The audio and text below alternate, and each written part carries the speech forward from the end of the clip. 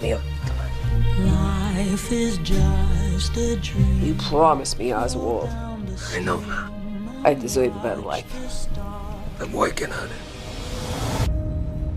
Hello everybody and welcome back to another episode of Nerd Soup. I am Reuben, formerly known as Beau Oliver, here by myself today. We actually did record a two-man review of the Penguin episodes 5 and 6, but that audio was a bit corrupted because I used the wrong wire to plug in my mic to the computer. So, joke's on us. Well, no, actually, the joke's on me because now I have to do this by myself without Aaron, so... Shout out to Aaron. He was incredible on that review too. It's a shame that nobody's ever going to hear it. Made some great points that I'm now going to steal and pass off as my own on this video. So thanks, Aaron. And before we get into today's review, I want to let you guys know that you can listen to this wherever you get your podcasts, not just on YouTube. And even though it's going to be a shorter episode today, we will still be uploading this episode on our podcasting platforms. So Apple, Spotify, Amazon Music, all those beautiful places where you can listen to podcasts and other more deranged stuff. And music, I guess.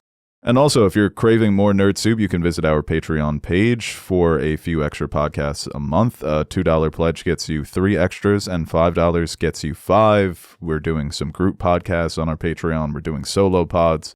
A lot of fun stuff happening there. And follow us across all social medias, at Nerd Soup, at Beau Soup, at Nerd Soup Monkey. Give him the shout out since, you know, he got cut from this review because of my mistake. So sorry again to Aaron. Go follow him. He's complaining about New York sports, Yankees, Jets.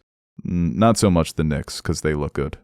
Shout out to Bodega Cat. All right, let's get into today's review. We're doing episodes 5 and 6, Homecoming and Gold Summit. We previously did episodes 3 and 4, so if you haven't seen that, go ahead and check it out. And if you haven't watched the show, watch the show, because sometimes people are, you know, they're sickos. They watch what we review without even watching the movie or the show just because they like us, which is, you know, that's kind of flattering. But I would prefer it if you guys actually watched what we were reviewing, so don't be naughty.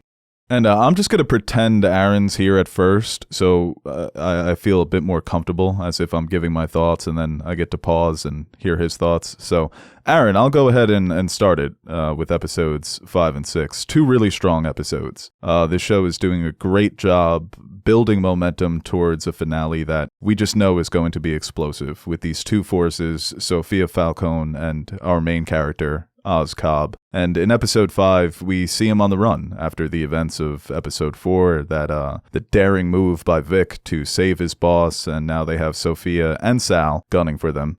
And you see it in episode 5, the ugliness that I mentioned in episode 4 that they don't shy away from. I probably should have saved that point to make it in this review, because episode 5, you really see the brutality of the street life, of what these two characters are trying to do. You know, that one scene when they burst in to kidnap Taj Maroney, they burst in like a wrecking ball. And the way that it's muted from Taj's perspective, where all the events are happening behind him, and then it's just that mad rush to finally confronting Taj. That scene I thought was brilliant, and it was scary. It was like the most scared I've been of Penguin and Vic, and once again, not shying away from the ugliness of a character like Vic, where he was brutal in that scene. He takes the guy down, he gives him a few licks, and, you know, he's trying to prove himself to Oz, that he's tough enough, that he's capable enough, that he could get his hands dirty, and that shit was just gangster. So there was a few moments like that in episode 5, not only with Oz and Vic, but also with Sophia, that we saw at the end of episode 4. She keeps Vidi alive, and I thought that was a clever move, you know, formulating a team of rivals here. You take out everybody that could challenge you, but you keep Vidi alive because he's smart, he's capable, and he's got the ear of all these men. He can put the pieces in the right places, he can call the shots, a good underboss. But as I mentioned, the brutality of Sophia torturing him and learning that information about how Vidi did want to help out her mother, so he's doing what he does best. He talks himself into living for another day. And then by the end of the episode, he gets popped by Sophia, trying to assert her dominance, showing that she can be tough, but also fair, because she offers her remaining soldiers the money that her father never provided them, never shared with them. So it's very similar to what Oz was trying to do in episode 6, when he has the so-called Gold Summit. So it's a very similar approach for Sophia and Oz building up their sides.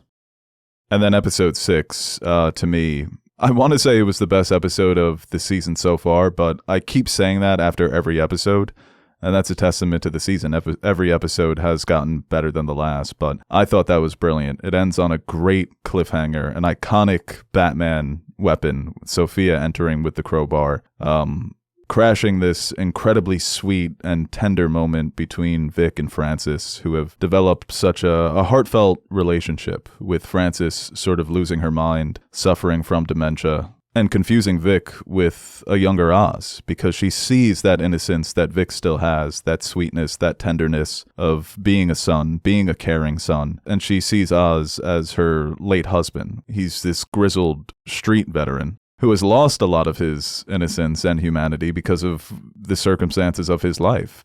That relationship between Vic and Frances has been really great to watch. But as I said, Sophia crashes the party with the crowbar. But then you also have the final scene of episode 6 with Penguin, when he has the gold summit. And to me, that was the best scene of the season so far, because the anticipation, waiting to see if Tao was going to crack open his beer, was nail-biting. And when he finally does it, it's so satisfying for a character like Penguin. The genius of the show is that they're actually making you root for this character. For Sophia, I think it's a bit easier for people to root for her because of how wronged she was by her family. So you naturally just want to see her get that revenge. But with Penguin, it's nothing more than vanity and ego. And because he has this opportunity, there's a power vacuum. Why not me?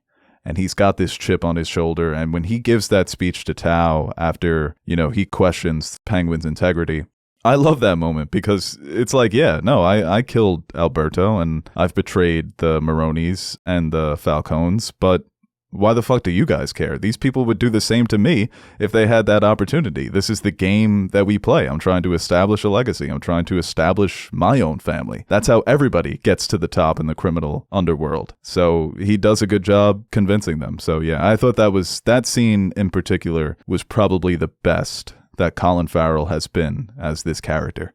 Because that motherfucker can just get loud. He is so scary when he really ups the intensity. And it's not even him trying to scare people where I find him the most frightening. It's when he's just really passionate about something. Like when he's telling the Sullivans, they disposed of you like you were nothing. You're supposed to be this big, powerful gang in Gotham. They use those street hustlers as just dead pawns in this fight between the Falcones and Penguin. And he's also terrifying when he snaps at Vic during the dinner scene in episode 6, when Vic is trying to help Frances calm down because she's losing her place in time, and he mentions Penguin's brother, and Penguin snaps at him. That's like the second scariest he's probably been to me. And it's just a small dinner setting, 3 characters sharing a scene, and the intensity that Colin Farrell continually brings to this character. And in moments like that, it really comes across the screen. It's just genuine, real, raw emotion between 2 characters who love each other but are having a disagreement. And those scenes, just in every regard, are very convincing. And I think that's, one of the more impressive aspects of the show, is when the emotional moments come off as authentic, as if the characters truly believe what they're saying and what they're feeling. But going back to episode 5, one scene in particular, the scene when Oz burns Nadia and Taj alive, to me was very goofy, but in a positive way. It reminded me of something that you would see from the comic books. If this was a comic panel and this was the story about Oz's rise to the top, it would be something goofy like this, where you drench the son in gasoline, he makes that walk over to his mother, and then you feel like maybe they could get away even after Oz lights the match and it follows the gasoline trail and they're set ablaze and they're burned alive. It was very silly, and I do wonder if some people maybe didn't like that because of how silly it was, but I loved it. And then you have Oz just relishing in this moment. It's not only that he's willing to go to this extreme to take out his enemies, which you can understand, right? Nothing's off the table when it comes to gang wars, but it's another thing entirely to enjoy it. To sit there and watch these people being burned alive and have the most wicked smile on your face. It's like it's turning him on, almost. And you have to think that there were better, cleaner ways for him to kill these 2 people in this moment, but he's a supervillain. He's a comic book character. This is something that you would actually see play out in a comic book. So I loved it.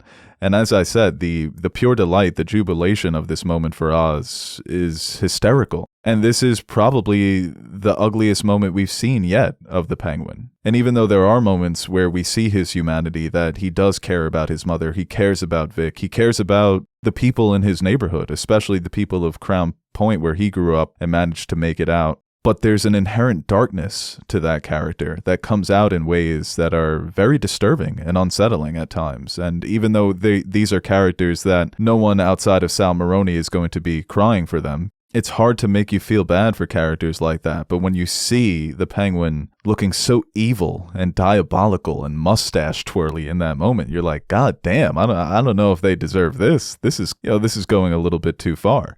And we see that his move to set them on fire, it does backfire on him because he ends up destroying all the mushrooms. Then later in the episode, they find the underground train station. Vic has the idea to move Penguin's mom to Crown Point, which ends up being an absolutely genius move. And we get more information as to the Penguin's backstory, how he lost his brothers. And it ends up being a perfect opportunity for them to set up their base of operations, grow more mushrooms. And we see that in episode 6. Their business is thriving, where they're actually putting together the building blocks of an underground empire, quite literally. But then, yeah, Nadia and Taj are dead, so Maroni has really no other options but to take up Sophia on her offer. And for Sophia, she's making a lot of moves in this episode. She takes out Vidi, she gets the remaining Falcone men on her side. Falcone or Falcone, I don't know, I just keep going back and forth. And then she makes this alliance with Maroni. They're going to team up and try and take out the Penguin, who has betrayed both of them. He is such a hysterical character. You know, they don't really bring a lot of attention to the fact that Sophia is a woman in a man's world, but they showcase it through her actions. We even see it when it comes to politics. There's this stigma around female candidates that they can't be tough, that they can't, command a room of men. So Sophia makes that drastic choice to kill Vidi in front of all these men, and it shows that she can be tough, that she can make those hard decisions, hard choices, and she's not going to spare anybody that doesn't fall in line. She's not pushing over for anybody. And then she also, in a way, takes back her mother's legacy. She honors her mother by changing the name of the family from Falcone to Gigante, essentially washing away her father's legacy. It's not a name that she's going to carry. It's honoring her mother's legacy while also taking back what was stolen from her. So we saw at the end of episode 4, she takes out the Falcones, and now in episode 5, she solidifies her power as the head of the new Gigante family. So big episode for Sophia. Big episode for both of our main characters, Oz and Sophia, really gearing up for this confrontation that we're going to see play out in episodes 7 and 8. And I thought it was hilarious the way Julian Rush just immediately declares his undying loyalty for Sophia after he watches what she did on the news. He knows right away that it was her. And I think he's a stand-in for most of the audience watching Sophia Falcone in this season. Whatever you want me to do, I just want to be a part of it. So I was very jealous of him naturally in both of these episodes, because then in episode 6, he's almost letting her get some payback where he's in the chair. I don't know what they were doing before that scene started, but whatever it was, I'm usually not a fan of that kind of stuff, but for Sophia Gigante, I could get down. And, we've been so, complimentary of Kristen Milioti this season. She is just, she's just got such presence on that screen. Whenever she walks into a room, it's as if everything shifts towards her. It's the gravity that she carries, that sort of weight where everything is going to be in response to what she's saying, what she's doing, how she's looking at you. You almost want to stand at attention because you have to be on your P's and Q's, like you're staring down a shotgun whenever she's got those eyes on you. Yeah, in episode 6, as I mentioned, the Empire is starting to grow. They're distributing bliss throughout the streets. They're building up their reputations. They're making a name for themselves. And that's one of Penguin's main motivating factors here. It's not just taking this power. He is a narcissist. The power doesn't hurt. But it's also leaving a legacy, a street legacy, that his name will become famous, him and Vic, that people will tell stories about them for the rest of time until the sun explodes. I know so many old heads in my own life who, they're constantly living in their own head, the stories of their youth, the people that they grew up with, the people that they looked up to, and how they want to be seen as that now for the younger generation. So it just really brings these characters to life because it's such a relatable and realistic motivation to have, that you want to be loved. You've lived your whole life with essentially nobody except your mother. You lost your brothers when you were younger. Your father wasn't in the picture. You've had to do everything on your own. So it doesn't hurt to have a little gratification, a little street love to make you feel better about what you're doing. That it isn't all about just the rise to power, but it's about taking care of people in the streets. And we see the scene when he strong arms the councilman to get the power back on into Crown Point. So they're trying to build him up almost like Marvel does with Kingpin, where he's a villain for the heroes of the story, but the people actually like him. So it's a bit more complicated than this guy's just a bad guy, because in many ways people see him as a hero. But there is a heavy price to pay to be the king, and not only does Penguin pay it, but Vic has to pay it as well. And a scene that is going to stick with me for a very long time is when Vic is forced to kill Squid in episode 6. When he first brought it to Penguin that he was having a problem, and Penguin's more, concerned about other shit, I was like, man, Vic, this is a bad move. He's not going to want to hear any of this. If you're a man, if you're ready to take on this responsibility, that's something you have to take care of on your own. That's something that Penguin, at your age, would have taken care of on his own. And the fact that it's not a clean shot to the head, you've killed him, his lifeless body is there, you move on, but instead you clip him in the neck. He's bleeding out in a scene that seemingly goes on forever. And you're forced to stand there and watch it. Vic just can't look away from what he's done. It's brilliant from a writing standpoint because it shows that not everything is going to happen cleanly. Sometimes it's a mess. It's a mess in ways that are never going to leave you. And the focus on Vic's face is traumatizing. It's traumatizing for him. It's traumatizing for us. So instead of giving Vic the clean getaway, it's as messy as it could possibly be. And that's the price that this character is paying. And even though he's a good kid, it's inevitable that he's going to lose parts of his humanity. And this is a big step on his road to becoming more like Oz, more diabolical, more ruthless, and more willing to take these extreme measures in order to protect those that you care about. And that father-son dynamic between Vic and Oz has been fascinating to watch, and you get that moment where Oz embraces him and tells him that it gets easier. So even though he's comforting Vic in this moment, the advice that he's giving him is terrible.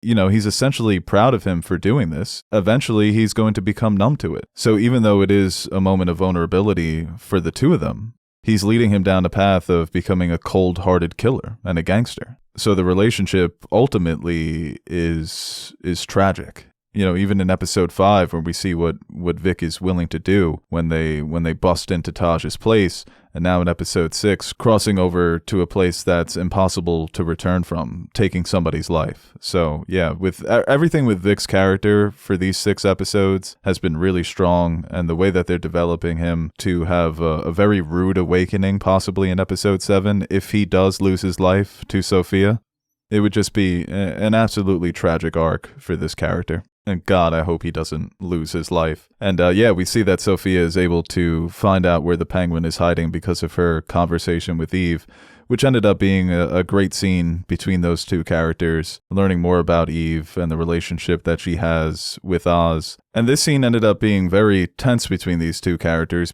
Eve is a character that we haven't spent much time with her, but I think the actress has been so good, and the scenes between her and Penguin have been really strong that you end up just caring about this character. And there's just something about her that's very likable, and there's something always so admirable about the ride or die who's not going to give up her man no matter what you do, no matter what you say, no matter how you threaten her. And also the way that she took care of the prostitutes on the street, that she wasn't going to put them in harm's way because of who she's associated with. And then she ends up giving up the Penguin anyway. And I think it's for a good reason. It's almost like Eve's a shot of redemption at the very end. Almost has an opportunity to avenge these women. And Sophia, I think, gets a little lucky there. And we also see more of the mercy that Sophia is willing to show characters if it's not necessary to kill them. And it's also interesting that Sophia the entire season has been trying to shed the reputation of being accused of being the hangman, of being a serial killer. And then in this final scene of episode 6, she finds herself with the opportunity to get a leg up, to get leverage on Oz, whether it's through kidnapping his mother and Vic or just taking them out as a threat. Possibly killing one and then kidnapping the other. And, she's stopped in her tracks because what she finds is not what she was expecting. Instead of finding Oz sitting there surprised with his smug face, it's Francis and Vic sharing a beautiful and tender moment together. The power is finally back on. They can enjoy the music. They're dancing in each other's arms. It's incredibly sweet. How could you not be moved? And Sophia standing there with a crowbar. She goes from being ready to beat the penguin to death to having a really tough decision on her hands. And as I said, she's been trying to shed this reputation that she would never be capable, but now it's like her hand is being forced. I've been running from all these accusations the entire season, but now it looks like I have no choice. I'm going to have to be the monster that I keep telling people I'm not. It's always so fucked up when you're watching a show that takes place in a broken world and all these characters are broken inside, and we can see that there's still some humanity left. And instead of pitting these characters against one another, they should just be like doing group therapy. Everybody in this world really just needs a hug. And also, I'm going to steal one of Aaron's theories. He thinks that Vic is going to be this universe's Jason Todd.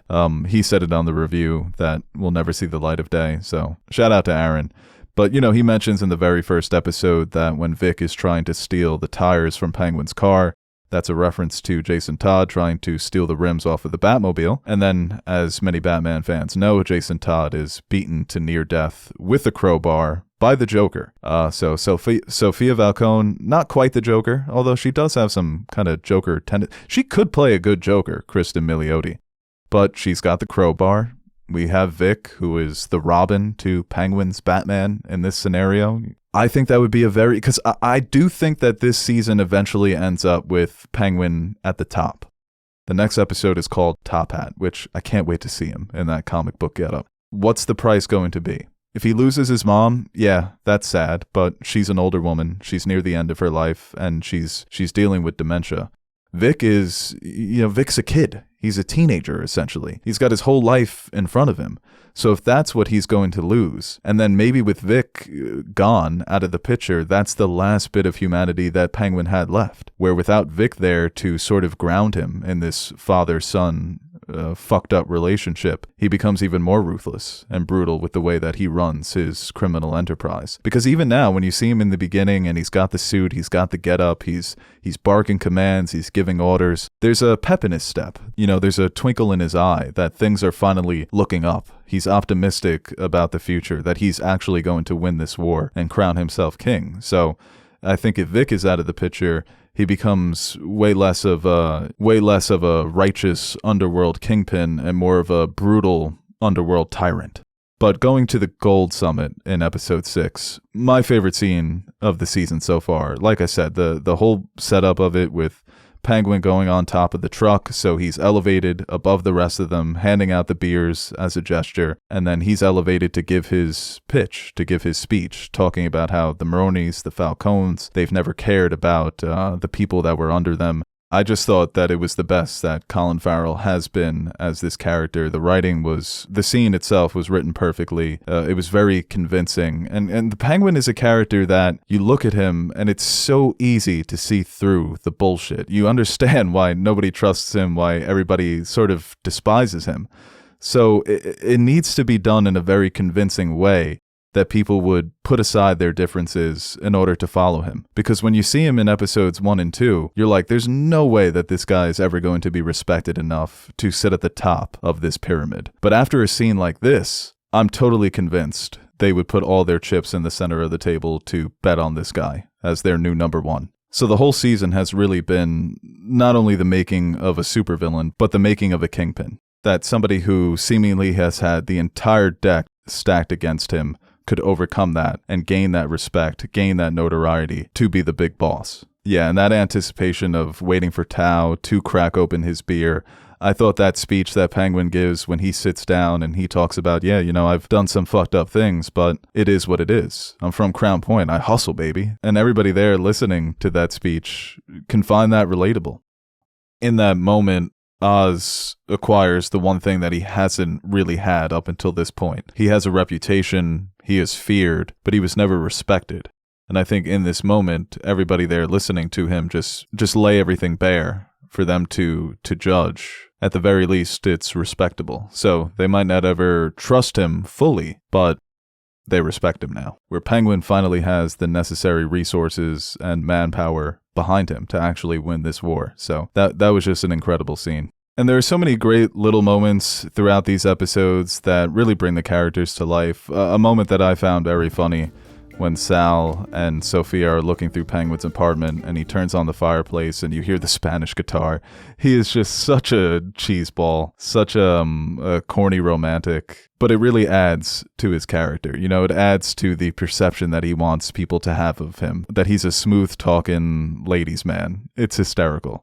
And even a scene like when Sal is cooking dinner for Sophia. He's cooking the Persian recipe that he learned from his wife Nadia. He talks about how his son liked it with yogurt on top, and Sophia remarks that he was right. And then you have Sal breaking down. You know, this is a man who probably doesn't care about anybody in the world except his wife and his son, probably doesn't love anybody else besides his family, and now he's lost them. So he has absolutely nothing to lose. But as I said, you know, those little moments really go a long way for a character like Sal, who we haven't spent much time with, but just a little detail like he knows how to cook, you know, really builds his character. It just makes him more human, more relatable. And then everything that they've done with the dynamic between Oz, Vic, and Francis. And they've played with the dynamic of the evil mom who's pulling the strings of her son to rise to the top. But this time around, it's not like Tony Soprano and his mom, where you absolutely hate Tony Soprano's mom, where you absolutely fucking despise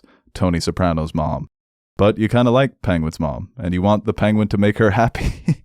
She deserves a better life. You know, I just really admire what they're trying to do with these two characters and all the characters in this show. I think everything that they've tried to establish from a storytelling standpoint and the characters has been, you know, maybe it's not the best show that I've ever seen, but for what they're trying to do, I think it's been pretty close to perfect. So if you're not enjoying this show, you know, I suggest you don't watch these videos. But for those who have been watching and liking and sharing and doing all those fun things you do on YouTube, thank you so much. This is where I'm going to end our review of episodes 5 and 6, and we will be back for episodes 7 and 8, so I hope you guys return. Hopefully it ends with a bang and we have a good time talking about it. So see you guys very, very soon for our final 2 reviews of The Penguin Season 1.